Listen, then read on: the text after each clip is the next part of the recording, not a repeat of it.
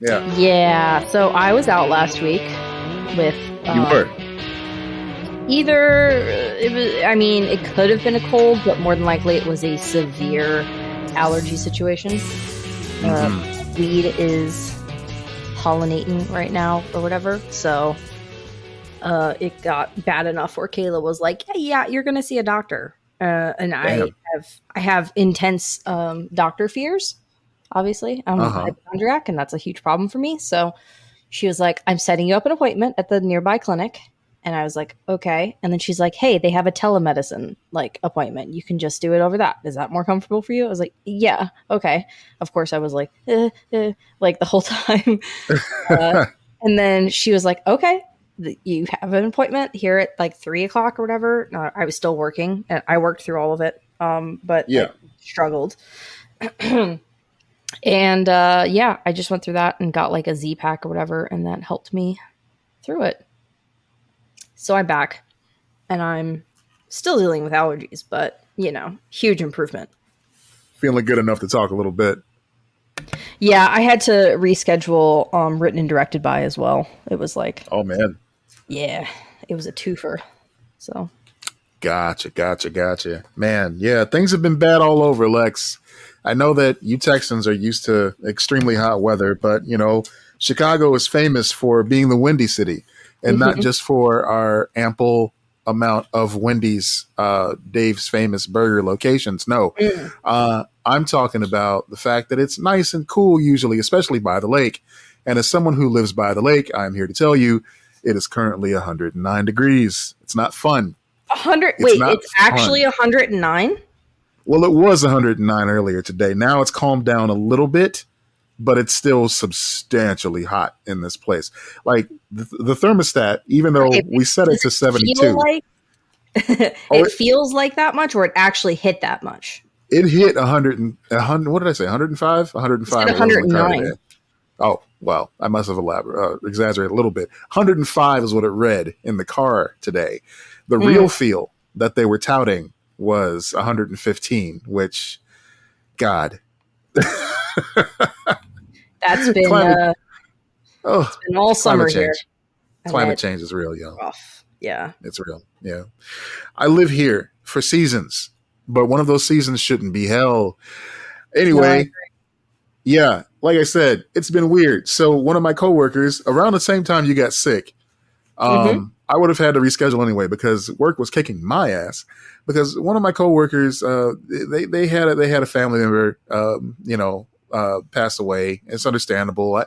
You Hmm. know, it's nothing I can complain about because they do the same for me, and it's not often that I get to say something positive about my workplace, but I know that if something like that happened, they would definitely move heaven and earth to make sure I was Yeah. covered.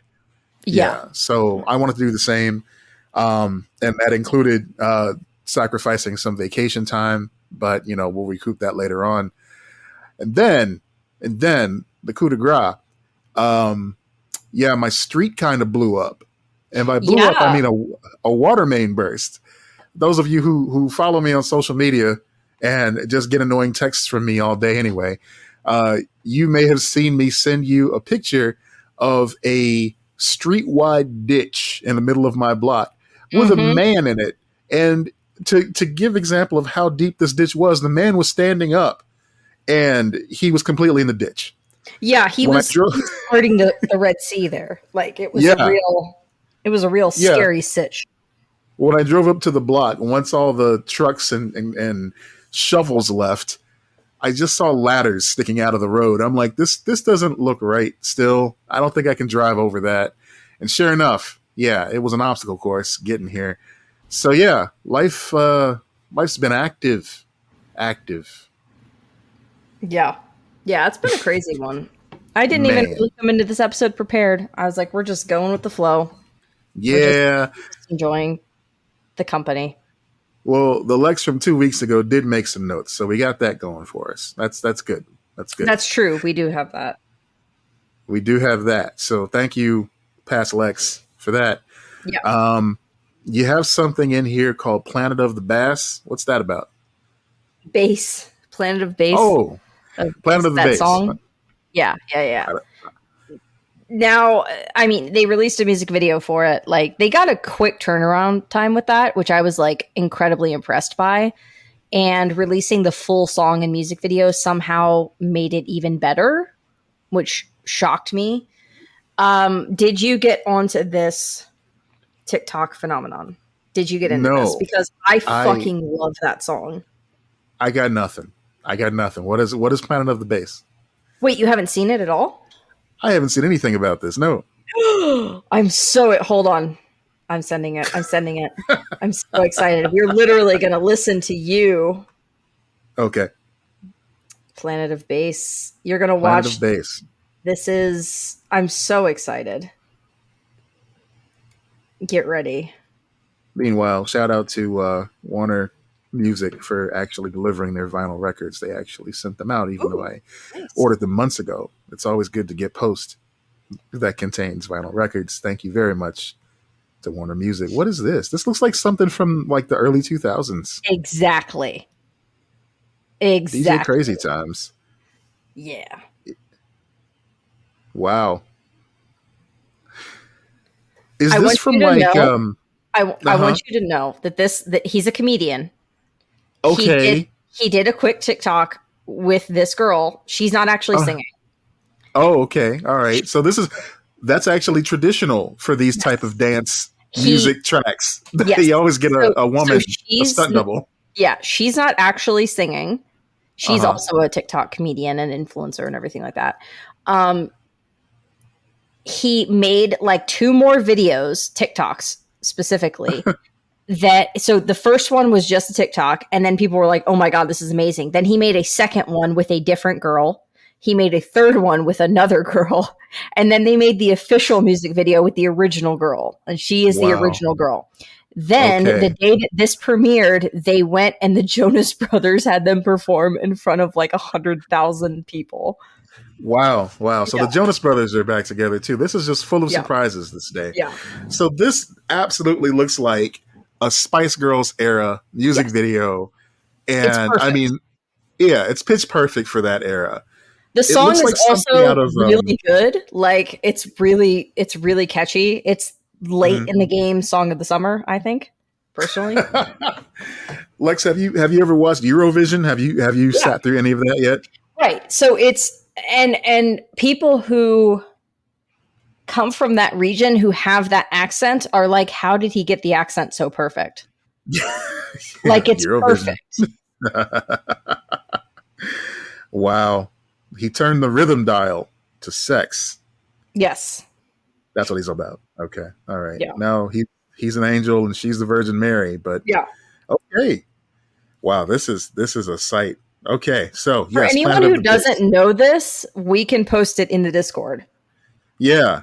Kyle Gordon is DJ Crazy Times and Miss Biljana Electronica, apparently. Yeah. This is perfect. Like this is perfect timing for this sort of thing because it's like you said, it's that dumb summer song that's just goofy, and it's very reminiscent of Aqua with Barbie Girl as well. So the timing is just perfect. And apparently he's had this character for years. Like he's been doing this character as one of his bits or whatever for years. And he just threw this original TikTok out there. I'll find the original, I'll send it to you on TikTok. But he just threw this out there and they went into, there's like apparently like a building near the World Trade Center that's like a mall type of thing, but it looks futuristic.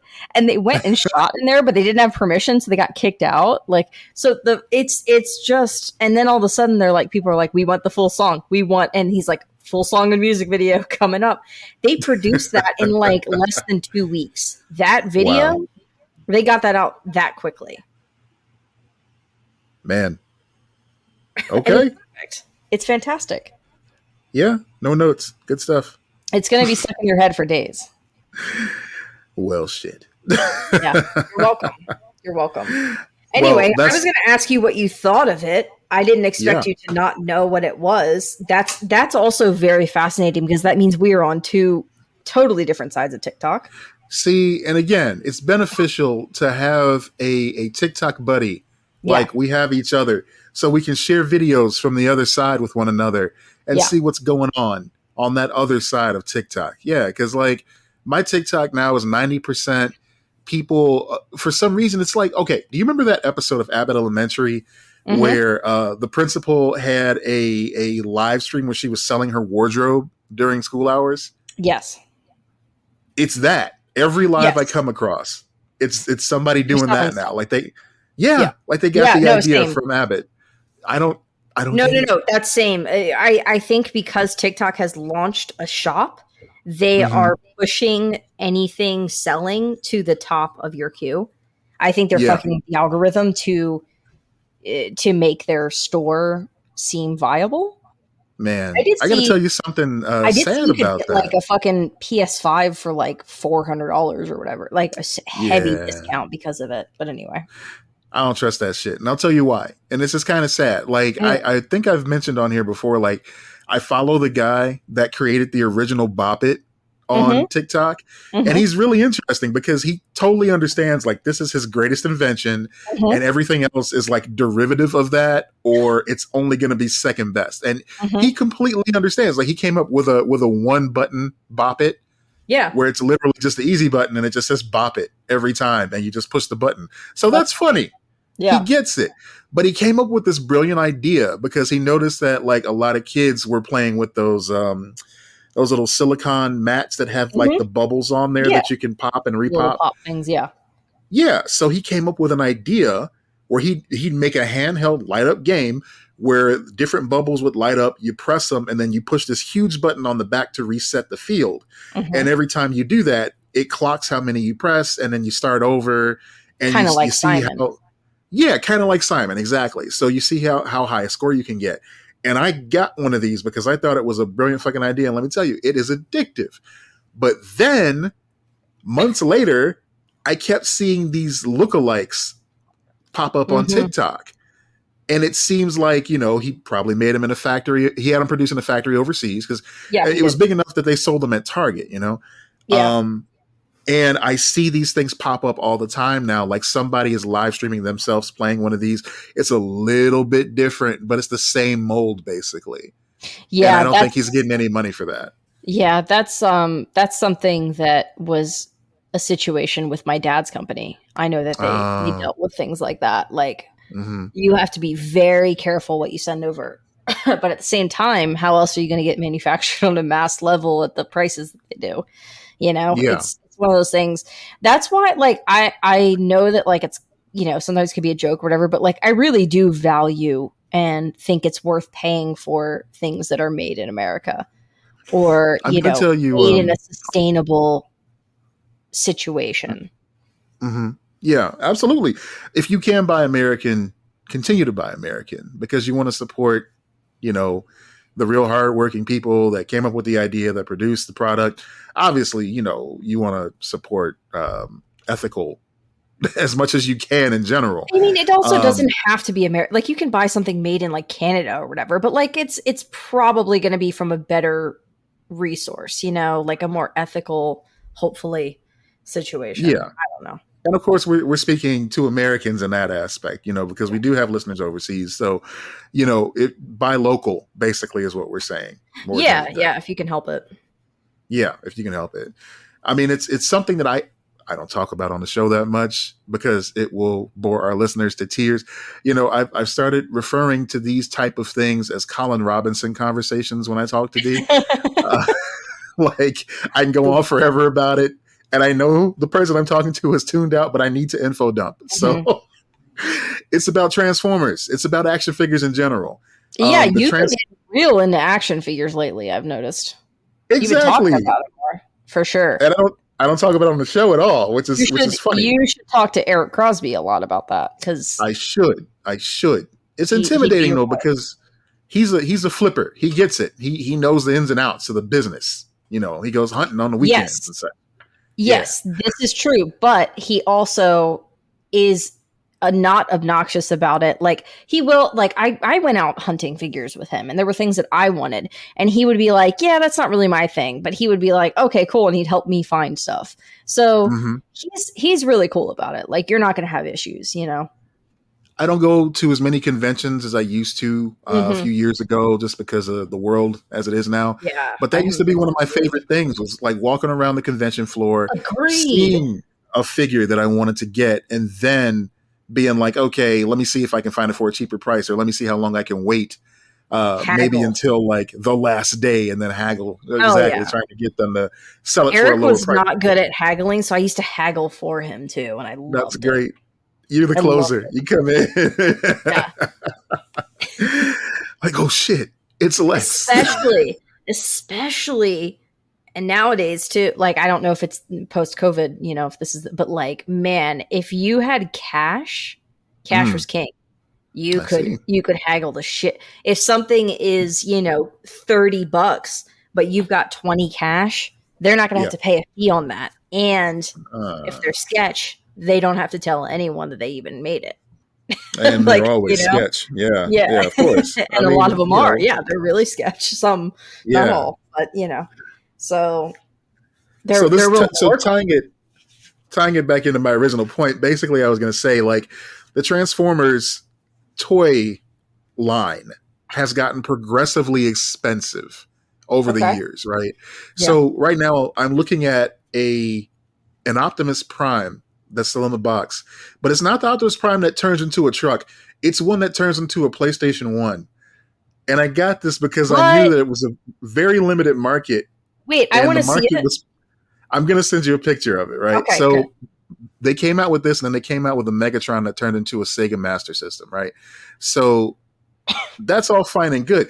But the thing is, these things are usually so expensive, and you want to splurge on one or something like that. And it's like, all right, that's fine. But if you want to collect, there's another side pocket of a market called the knockoff market, which Ooh. basically is the factories that produce these figures. They still have the molds, they still have the designs for the boxes. So they'll make the full run, and then they'll continue making the run and sell it for a substantially deep discount. Like, there's no Interesting. difference whatsoever. I am interested in the substantially deep discount era of Hmm. toys. Anyway, continue. But it's an ethical gray area, because you know that you're being upcharged by the license, basically, for the Mhm. Transformers action figures. But then you Yeah. also have to consider, like, there's a lot of intricate moving pieces. See, now I'm getting the Colin Robinson thing. Moving on. Let's go to something else, because yeah, we're talking about action figures here. Let's do something else. Let's talk about something else. Okay. You didn't send it to me, so I'm Googling Transformers PS1. Yeah, Optimus Prime, PlayStation 1. Oh And my god, I love it. right, right. He got a little cable on his arm and everything. It's That's part. beautiful. That's a It comes beautiful with crossover. little game discs that you can put inside of them. They don't That play seems or anything. violating. Did he consent to that? Oh my god, this is expensive because it's Mm, gone. yeah, yeah. So it cost like 100 at market when it came out, and now, yeah, like you said, yeah, it's going for At least substantially double. more. That's Yeah. so So cool, though. I love that. yeah, And I me don't too. I'm really like, care about Transformers, but that's really cool. I care very little about Transformers. Yeah. To me, Transformers are the coolest action figure, because they turn into something else. So if you're a Mhm. little kid, you want a toy truck, you have a toy truck. But oh, wait a minute. Now you're in the robots. Guess what? Your truck can turn into a robot. It's amazing. Hmm. Anyway, talking about action figures, let's move on.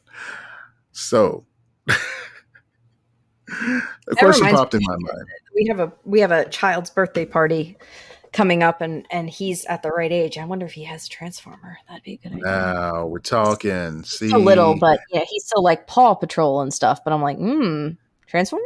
that's Maybe. a good age. That's a great Yeah. age. That's a great age. May I remind you too that they have produced a Bowser action figure from the Mario movie that actually breathes vapor like smoke. Um, Yeah. so if you're looking to get something cool for a kid, that's pretty freaking cool. If they're not, like, finicky about that sort of thing. No, I think we're getting him walkie talkies and then something else. So it might be a twofer. So Ah, that's nice. Nice stuff. anyway.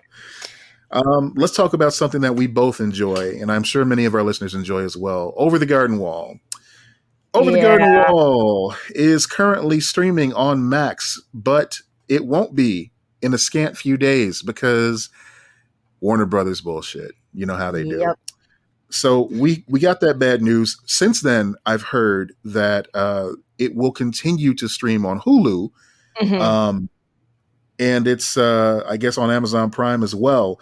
This article says that it's on Blu-ray, but you know for a fact that it's going for an astronomical price on Blu-ray right now. Right. I am actively hunting this. If anyone finds it at a decent price, message me on socials or message our social because we're trying to find it because that's a very important part of our fall season. Yes. So, yeah. Thankfully it's Yeah. still on Hulu right now, but this is some bullshit. I sent you a TikTok of somebody actually recording it onto a VHS tape, and I thought Yes. that was very cute, very cozy. I love I it. thought that was a nice little solution. The creator of Over the Garden Wall, Patrick McHale, he was blindsided by this news as well. And he Uh-huh. took to Twitter to say, coincidentally, I've been fighting the urge to tweet this all day. I hope somebody is out there just ripping and saving all the stuff on all these streaming services Mhm. because I'm pretty sure so much of it is going to disappear and become lost media, Yeah. which I it's crazy, you yeah, know? I really like yeah, I want that. I want the fucking there's a book, an art book for Over the Garden Wall. It goes for like $1,000 because it's out of Oh print. my Like, God. yeah, there's stuff that like I'm never gonna get this because it's gone. Yeah. Um, Yeah. yeah. And that's why I encourage people. You know, this is something we were just talking about the price of action figures and stuff like that. And I do kind of want to backtrack and just say if you're really in enthusiastic about Hmm. something, if it's your hobby, if you're really into it and you have the means, by all means, you know, enjoy yourself. Don't let something pass by that you feel like is never going to come around again. Also, you know, if it's an art book, if it's an album, if it's a movie or something like that, Hmm. make sure you enjoy it while you can. I mean, Yeah. these past few months have been testament to the fact that stuff's going to just disappear just arbitrarily because of greedy corporations. Over the Garden Wall on Blu-ray right now is going for over $500. That's insane. $500, you know, and D and we're doing it old school. So I don't know what your viewing process is for Over the Garden Wall, Hmm. but we do it the way that it aired originally, which is we take 2 episodes a day and we watch it Hmm. for a complete like 5 day stint. So we're like on episodes 7 and 8. We watched those tonight, and now we have the finale tomorrow. We were gonna watch it soon, but I think we just our friends mentioned something about coming over and watching it like together. So I think we might do Hmm. it that way, but I don't know. That's cool. That's cool. Oh man. I'm literally because you brought it up again, I'm looking for it and this is insane. It is insane. You know, we were just talking about that Venture Brothers movie and how people were snatching that up because we just don't trust Warner Brothers. Yeah. You can't trust these media companies, these Well, conglomerates, you know? the same thing happened with I remember we talked about this on the show too with god why am I blanking Gravity Falls. It sold out Yes. for a bit and then it did come back in stock, so hopefully that's the case, but you know. Yeah. Nickelodeon seems to have a different value system than Warner Brothers does. So that's good, you know. But yeah, you know, ironically, I saw announcements being made today, or this past week actually, that they were going to begin putting some of the Disney Plus original shows on Blu-ray and DVD and everything. Which is good. Mandalorian, WandaVision, and I think the first season of Loki are all going to see releases on physical media And with exclusive extras and all that stuff, you know. well, you know what's funny is that by them doing this, it might even be like a strategy. This might make physical media a thing again.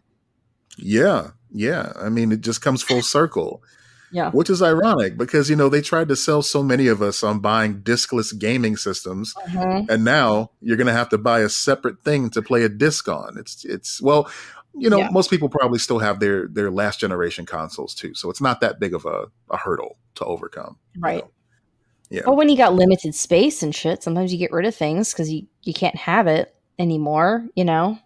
That's true. Yeah. But yeah.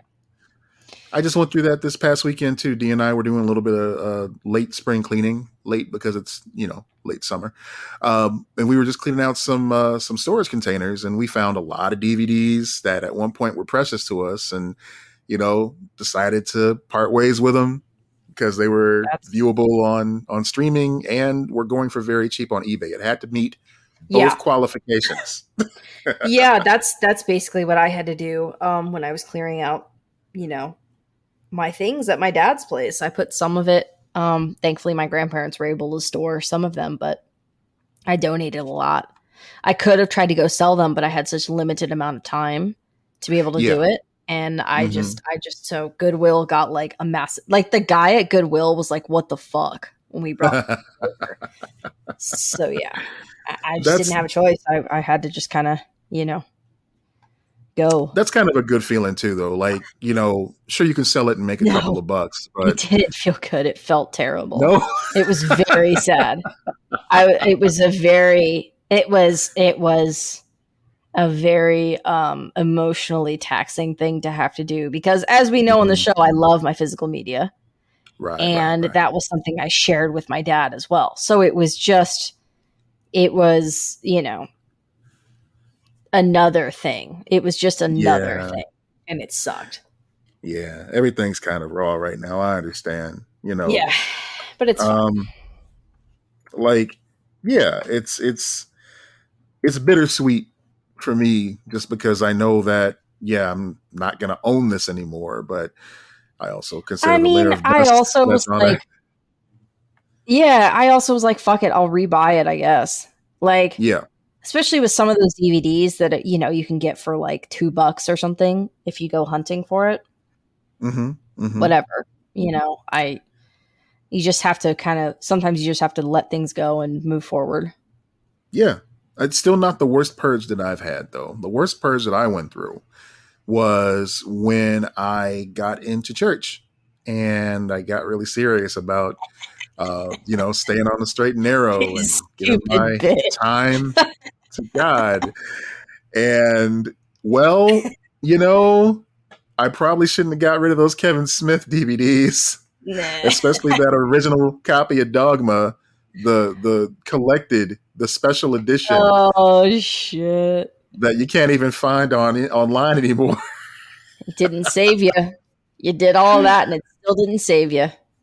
I mean, to my credit, though, Dogma was a pretty sacrilegious movie, and it was. If you're going to get rid of any movie, that's probably the one.